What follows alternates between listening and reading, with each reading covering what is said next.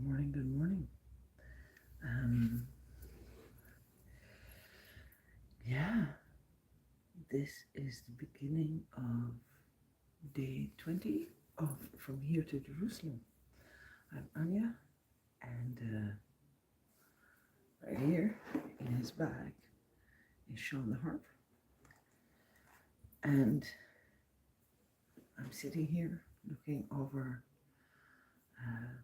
the back of St. James's Place, a row of houses in Fermoy, which were associated with the barracks and housing of officers.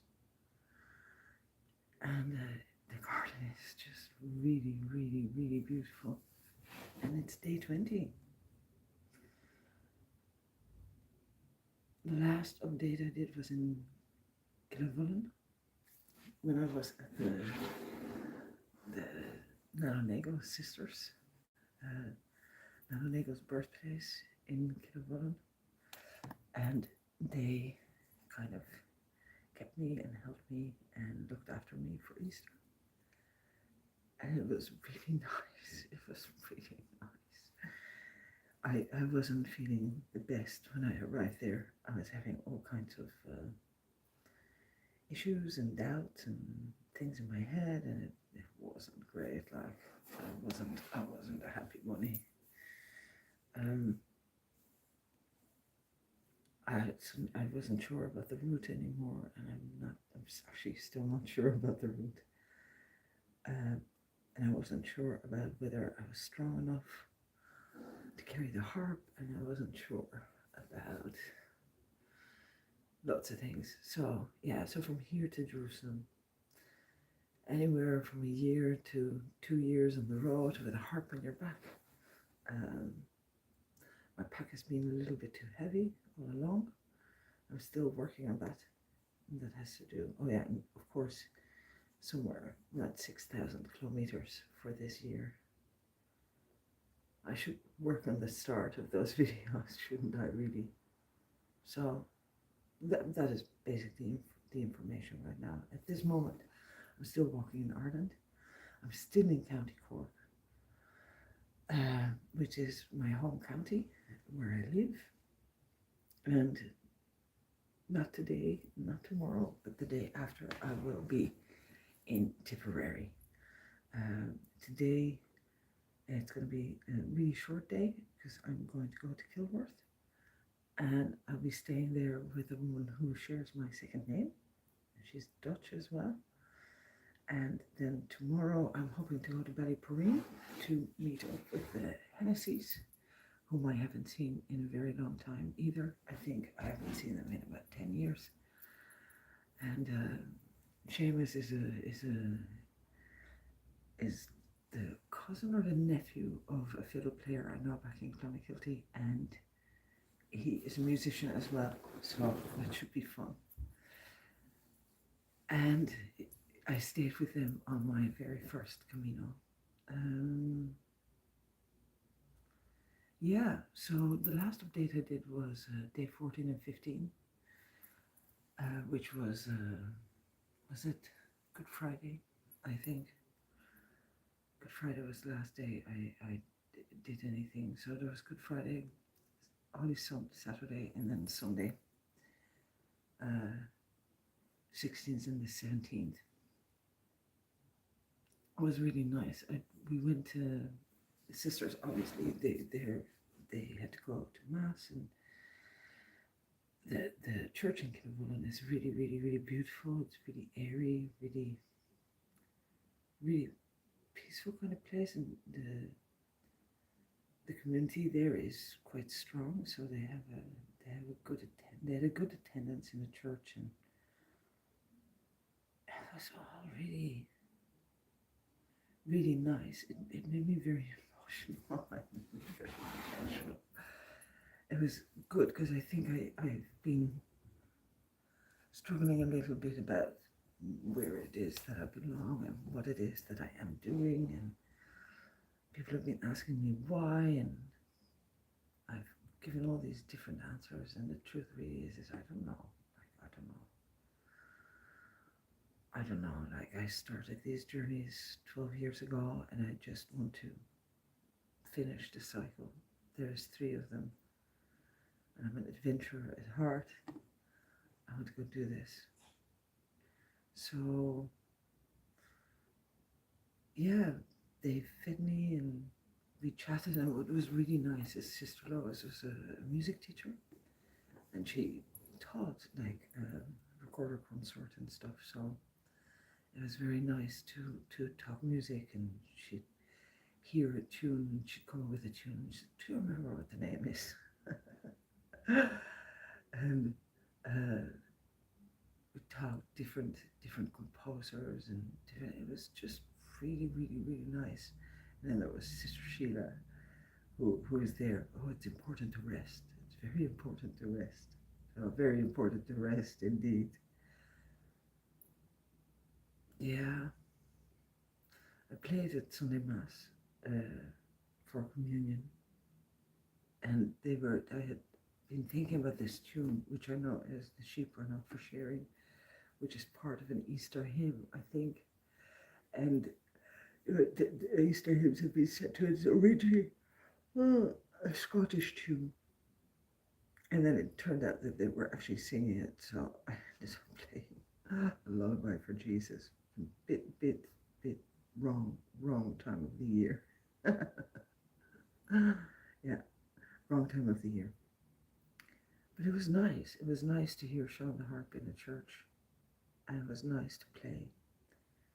And then I got to meet the other 2 sisters on the Sunday for Sunday lunch. Sister Sheila and Sister Mary, and Sister Mary was telling me about the work that Sister Sheila had done in Pakistan, for about 60 years, or something like that. Like for a long time. This woman spoke fluent Urdu and I traveled through the Khyber Pass and like really interesting stuff. And it was nice to just be there. We sat around and chatted and ate, and then on Monday morning, so the 18th, it was time to start moving again. I'd had my rest, I was calm again, and they were just so kind to me. Like, I kept asking, could I do anything? Could I help? And no, have another cup of tea. Have a cup of coffee, have a cup of tea. So, Monday morning, I set off, I pack up the bag again, and COVID or no COVID, hugs all around. And I walk back down to the river, back to the bridge, over the bridge, and no more climbing through forestry. No more forestry walking for me in Ireland. It's too depressing. Like, there's a good bit of it ahead. I'm gonna skip the whole lot because I don't want to do it because it really is too depressing. You're walking through forestry, which in itself is okay. You got these straight trunks that are there just for harvesting. They harvest them and then they literally rip out the roots in the soil and everything. Like, there's nothing that can live underneath it. I'm not gonna do it anymore because it's just heartbreaking. There's no wildlife. There's no, and if there's like now they were ripping them up out there where I came from a few days ago. I think all of that didn't help. And I was listening to the birds and the rain and the sunshine, and then you're watching these big deer diggers. What is it they call them? Those big diggers, and you see them rip out those trunks that are left over, and it is like they dropped a bomb. Like, it's just horrible, and it takes literally a year to 2 years for the soil to restore, and then they just put new crops in. And yes, food is a crop. It is definitely a crop, especially now. And there is enough devastation going on. Like, I'm not going to be watching it. So I'm going to go, I've rerouted. I'm walking over the smallest roads I can find and avoid the forestries. You know, if the weather is good enough and I can go up onto a hill, I will definitely do it. But nothing of this dedicated trail trudging to watch nature being ripped apart. No interest. I'm sorry. I think it's something that we really need to look at. And I also feel that we have some people here in government that could do stuff about this stuff and then just don't do it. Nobody seems to care, and I don't understand. Like if you're a forestry worker, that no, nobody has come up with better ideas. It's sad. It's just very, very, very sad. All beings are living beings. I'm looking here at it. I know I'm looking at an ornamental garden. It's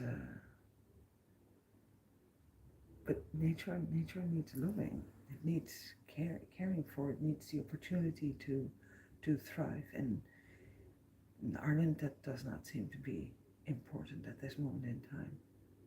And it's just really sad. So I'm not going to cry anymore about it. I'm just going to avoid it. And I would say to people who really want to come and walk here and stuff, avoid it, like, because you're going to be really, really not happy watching it. So I set off, and I'm walking away, and after a few miles, there's this woman, and she stops and she goes, "Do I want to have a lift?" No, I'm sorry. My thing is walking. And she goes, "I know how it is. 2 miles down the road is my house. If you want a cup of coffee, I'll make you a cup of coffee."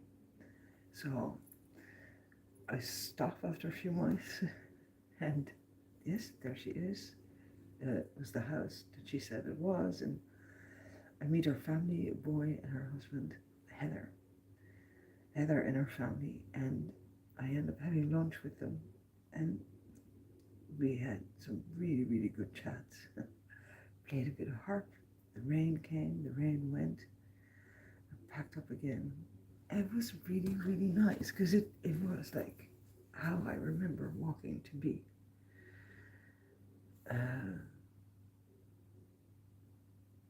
And I started feeling a whole lot lighter. The world is still there. The world is still there. I think as well, I didn't, I really needed a bit of rest and really gather my thoughts. And we live in a really odd world right now. There's a war going on, and there is people fleeing and arriving in places like Ireland, and it's just a really tough old world at the moment. Like there's a lot of despair, a lot of sadness. So I walked until Ballyhooly and watched the castle from across the river. I sat down on the next to the bridge and spoke to the daughter in South Korea, who's in the middle of her midterms. She's always in like the middle of exams and midterms and stuff. And it was really nice to hear her. I hadn't spoken to her in a little while.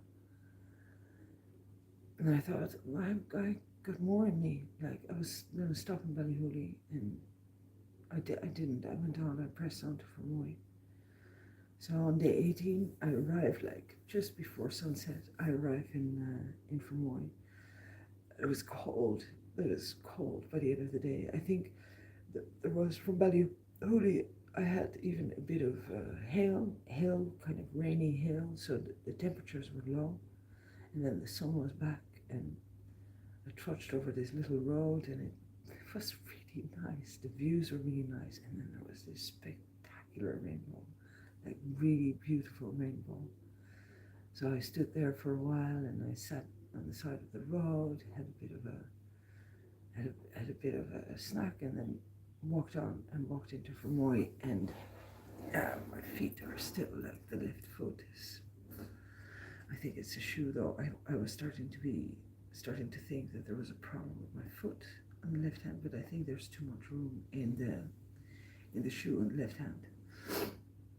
and it means that I get cramps and kind of tingling in the two middle toes, and I think it has to do with my arches really high, and that there's too much movement, and the pre-shaped form in the shoe is pressing on the wrong parts, especially when I'm going downhill.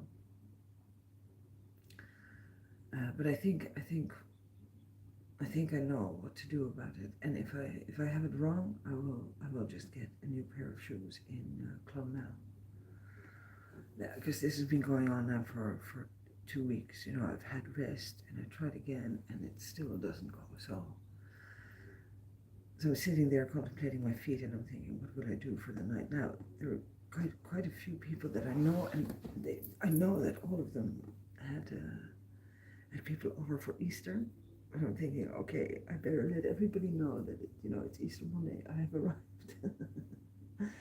And my old schoolmate, old classmate, Lisa Dunphy, and like it was really lovely because on my first walk to Santiago, she was my third host. When I knew nothing about walking and how to stand in a world up straight with a harp on my back. And I watched the sunset over the Blackwater River, and I called her. She called me and she said, I'm coming to pick you up now, because they've moved just outside of Fermoy. And she came to pick me up and stuck me in the harp in the car and went like, I'm taking you home, I'm feeding you. You've got a bit, of course you've got a bit. All the family is gone. Don't mind the mess in the house, and come on, let's go. How long are you going to stay? And I said, just the night, because I want to walk tomorrow from Fermoy to Kilworth. And then another phone call came in saying, yeah, no, Donald and Edna had arrived back in Fermoy as well, and I'd be very welcome to come and stay on day 19. So I'm thinking, yeah, great stuff. So I had a great old chat with both Philip and Phil and Lisa. It was really nice. They were really involved with the Ukrainian refugees and integration. Like, what I didn't know, like she was telling me that here in Fermoy there's a 24% there, of the population now makes up of foreign nationals and stuff. I remember in anthropology, like long time ago, when I studied that, is that we don't really notice foreigners until it comes to 10%. Then we notice it, and you see a change within the community. 1 in 10 means that if you've got 20 friends, you should probably there's going to be 2 people in there that are not originally from around where you live. But here it is like 1 in 4. That is really high, and it can lead to discomfort within communities, because then you have, out of every 10 friends, you'd have 2 or 3, 2 up to 3 people that were not originally from where you are, and that can cause tensions and discomfort, and it can be a celebration as well. For lots of people, this is like cause for celebration, that we have more different people, and more to talk about, and more to learn about each other. But in general, in settled populations, this causes tension, and you can understand why. People do things a certain way, they live a certain way, they're used to things being done a certain way, and suddenly all of this is now potentially under threat because other people do things in other ways, and it also depends on whether these people feel welcome, yes or no. So there was a lot to talk about, because it's like a big thing.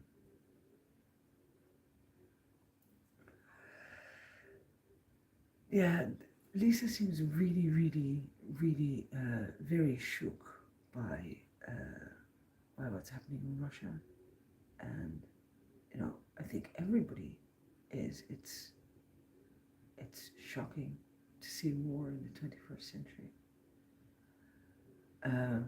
for some people it's easier to disconnect from it. Like in my case, honestly, I'm on the road. Like I had the same feeling in 2018. Like I'm on the road. I have I'm willingly on the road. So I don't know what it's like to walk away from my community because I have to. I willingly walk away because I know there will be a community there when I return. So my levels of understanding are limited in that sense. Like I don't know. I'm having my journeys are joyful. They're tough, no, without a doubt, without a doubt.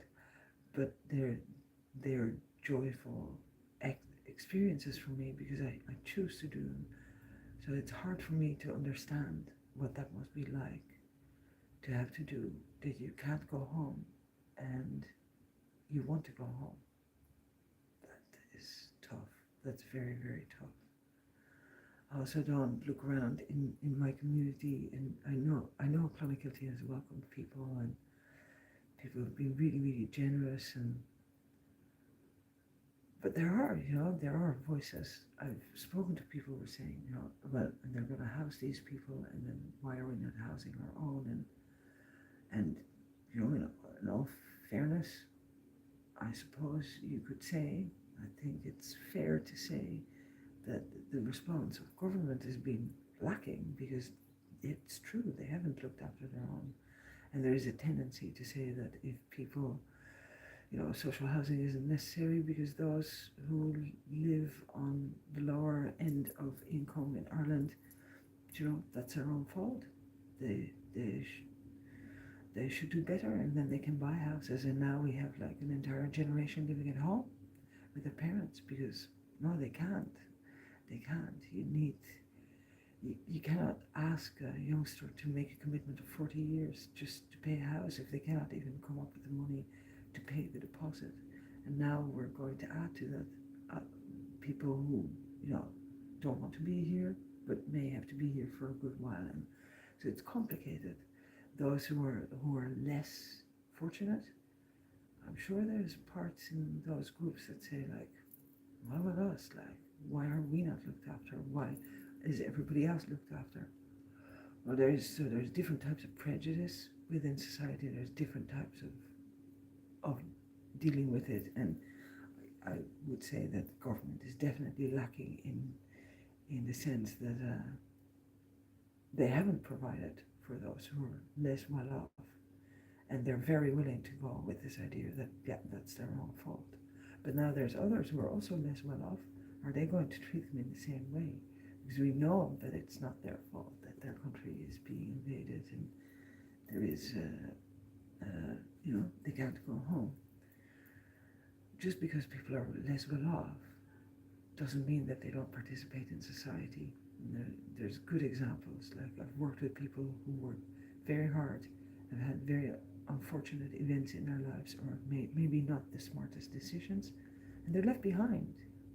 Very often in the Western world, they're just left behind because we feel that you have to be economically successful. Look at me, like I'm economically just completely unsuccessful. And to be honest, I have no intention of becoming economically successful because it's not part of my agenda. It's not about the money for me.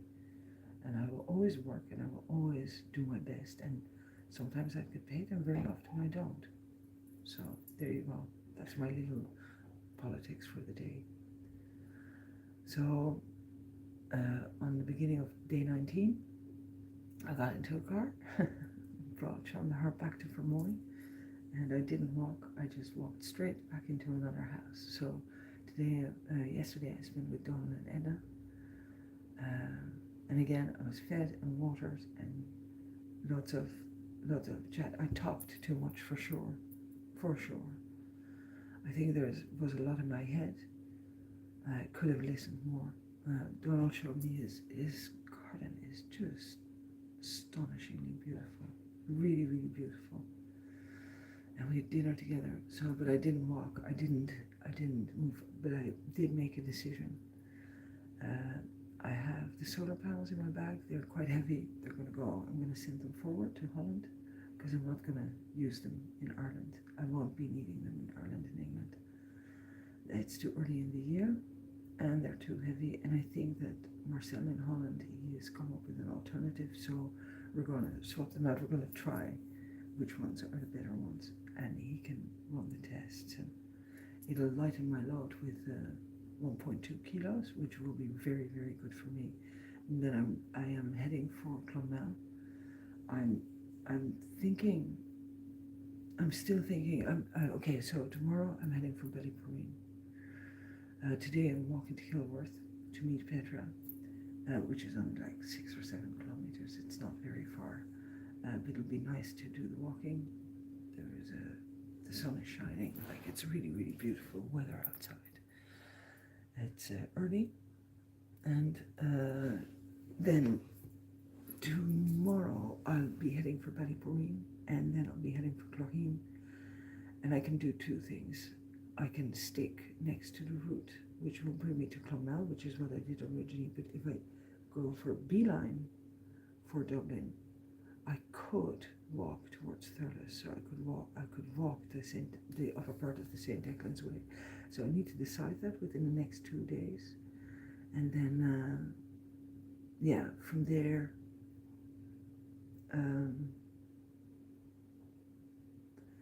there, I'd have to create another route. Like I want to go to the Wicklow Mountains. I think that is really, but maybe I should let it unfold. Yeah, maybe I should do what I said initially and do the St. Declan's Way, or I head for Clonmel and then I'm just back on the old route that I did in 2010. I like the idea of doing new things, but it would keep me very close to the M8, which I don't like.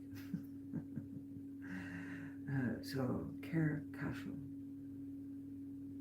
but then I could go back landinwards. It's possible. I'll decide tomorrow. I'll decide today or tomorrow. I'll look at the map again. Then maybe call Michael Walsh, the walking stick maker, because I would love to see him and I would love to see Ruth before I go. So that's where I am at this moment in time. That's where I am. I'll show you my view of the garden. Here we go. Look at this lag. Good morning from Moy. Look at that lag. It just makes me very, very happy looking at it. So yeah, this is the beginning of day 20 from here to Jerusalem. I'm Anya. Next to me is in his pack is Sean the Harper.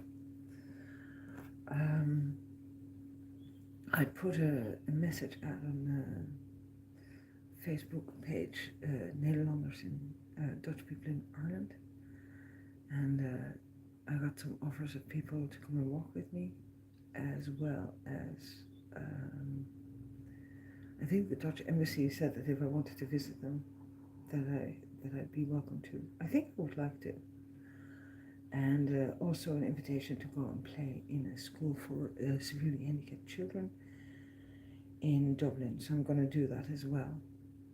I like those ideas. I also looked up a list of religious orders in Ireland, because I think that Monsignor O'Driscoll, it is time for me to kind of engage with all of this. I've always been like an independent kind of pilgrim.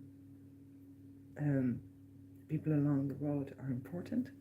They really are, but I think it wouldn't go astray if I did engage with the religious order. So I'm gonna try. I'm gonna send some messages today.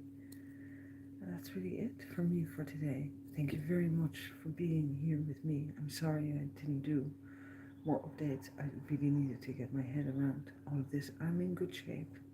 I'm in good form. I'm happy to be here. And yeah. I'll do an update again tonight or tomorrow and let you know how it was to go to Kilworth.